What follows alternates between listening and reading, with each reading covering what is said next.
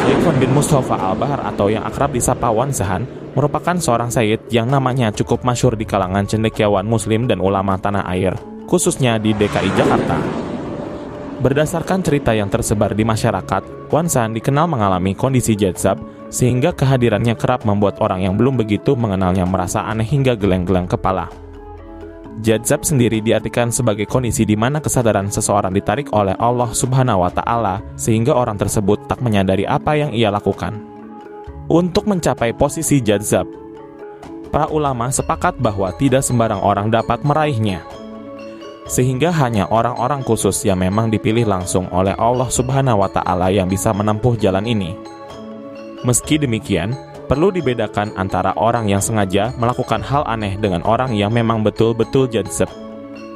Untuk memahami perbedaan keduanya tertuang dalam kitab Zad al-Muslim Fima Ittafaqa alaihi al-Bukhari wa Muslim. Orang yang betul-betul berada di kondisi jadzab akan selalu bermunajat kepada Allah dan memalingkan keinginannya dari hal-hal yang bersifat duniawi. Sementara orang yang mengklaim dirinya jadzab perlakuannya cenderung tidak konsisten dan kerap mengejar dunia. Syaikhon selaku anak pertama dari Wan Zahan mengatakan bahwa Wan Zahan sudah mengalami hal demikian sejak usianya masih anak-anak. Dengar-dengar dari orang tua yang udah lebih dari abah. Ia bercerita abah udah dari kecil ada kelebihan dari Allah. Dan ana juga nggak bisa nyebutin kelebihan abah itu apa aja, ujar wanita yang akrab disapa Ana itu. Ana juga menyinggung soal kabar yang menyebut bahwa Wan Zahan membeli mobil Toyota Fortuner menggunakan daun. Menurutnya kabar tersebut bohong dan terkesan dilebih-lebihkan. Yang Ana tahu, abah tuh pernah ngasih daun ke orang terus dia ngomong luntar kalau dapat duit sebanyak daun itu. Lu beliin Fortuner yang Ana tahu begitu. Bukannya tuh orang disuruh beli Fortuner pakai daun. Itu hanya dilebih-lebihkan saja, ujarnya. Menurutnya apabila sang ayah, Wan Zahan sampai mengetahui kabar tersebut, kemungkinan besar dia akan marah dengan orang tersebut. Menurutnya, sang ayah tidak senang jika pemberitaan soal dirinya terlalu dilebih-lebihkan. Beliau kadang-kadang suka bilang, "Gua mah cuma orang biasa, yang kuasa mah tetap Gusti Allah." Ya abah kan manusia juga. Cuma emang Allah kasih kelebihan begitu. Imbuhnya dalam kesempatan yang sama. Musa Kaziem Assegaf selaku cucu Wan Zahan mengatakan bahwa kehebatan sang kakek tidak serta-merta membuatnya merasa bangga. Melainkan hal ini ia manfaatkan untuk memotivasi dirinya agar dapat mengikuti jejak sang kakek menjadi orang soleh. Kita sebagai cucu itu bukan kita bangga. Akan tetapi kita harus buktikan gimana caranya jadi orang soleh seperti kita punya kakek. Cuma kita respons biasa aja. Nggak mau nih nunjukin gue cucunya Wan Zahan. Kalau saya pribadi nggak gitu. Jar Musa selaku cucu yang sangat dekat dengan Wan Zahan. Musa mengaku pernah mengalami kejadian unik bersama kakeknya itu. Dia bercerita saat itu, Wan Zahan pernah memintanya mengisi tangki bensin mobil dengan air selokan dulu. Mobil seharusnya diisi pakai bensin. Ini beliau isi pakai air got. Saya disuruh isi. Saya isi ke tangki mobil. Abis itu beliau bilang mau jalan lagi. Abis itu udah jalan tuh mobil. Ungkap Musa terlepas dari segala kontroversi dan kisah yang dilebih-lebihkan orang tentang sosok Wan Zahan, keluarga mengaku bersyukur memiliki sosok ayah dan kakek yang soleh dengan kepribadian luar biasa. Nggak punya duit, pikiran jadi buntung. Iya, kalau nggak punya duit, pikiran jadi buntung. Jigo, jigo, jigo. Tekan, tekan, tekan, tekan. Wow.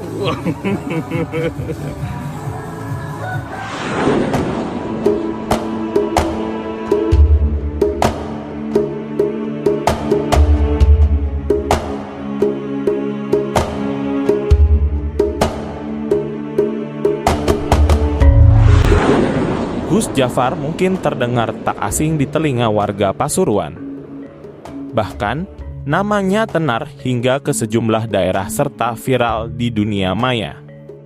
Buktinya, ketika kata kunci sosok fenomenal di Pasuruan diketikkan di mesin pencari Google, salah satu yang sering muncul adalah video sosok Gus Jafar. Tak sedikit orang menganggapnya sebagai orang berilmu tinggi karena berbagai keistimewaannya.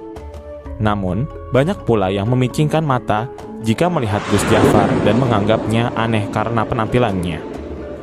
Bahkan video-video Gus Jafar begitu viral hingga pernah mencapai hampir 1 juta kali ditonton para warganet. Gus Jafar memang tak seperti selayaknya Gus Ulama atau anak kiai pada umumnya.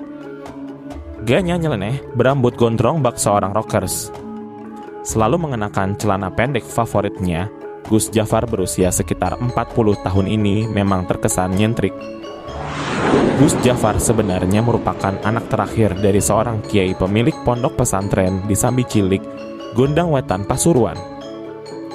Menurut Eli, orang kepercayaan Gus Jafar mengatakan bahwa banyak orang justru segan terhadap Gus Jafar dan menganggapnya istimewa. Walaupun sedikit sekali orang yang dapat memahami segala tingkah dan perkataannya.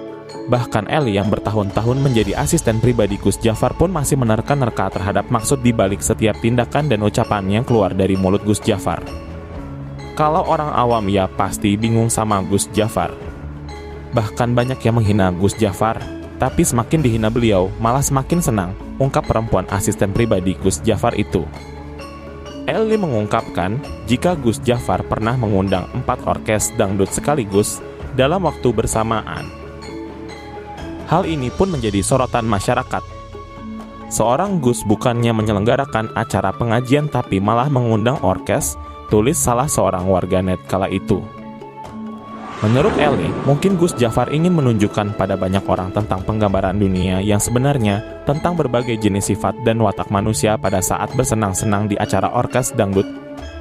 Seorang wawancara mengikuti keseharian Gus Jafar dengan diantar Eli. Saat itu Gus Jafar tengah membangun kolam di sebelah utara lapangan Gayam, Gondang Wetan. Sebelumnya, Eli mengungkapkan jika Gus Jafar mungkin tak akan banyak bicara ketika diajak ngobrol. Benar saja, ketika ditemui, Gus Jafar benar-benar irit bicara. Ini semua takdir Tuhan, ungkapnya persis seperti yang selalu ia sampaikan di berbagai videonya. Uniknya, kolam ikan berukuran 5x7 meter yang dibangun Gus Jafar itu hanya memanfaatkan bahan-bahan sederhana, bahkan ia mengambil air dari selokan yang penuh kotoran untuk adonan pasirnya. Banyak pesan-pesan tersirat yang ingin disampaikan Gus Jafar melalui segala tutur dan tingkahnya, dan tidak semua paham dengan hal itu, tutur Eli. Gus Jafar juga seringkali membawa keberkahan tersendiri untuk beberapa orang di sekitarnya.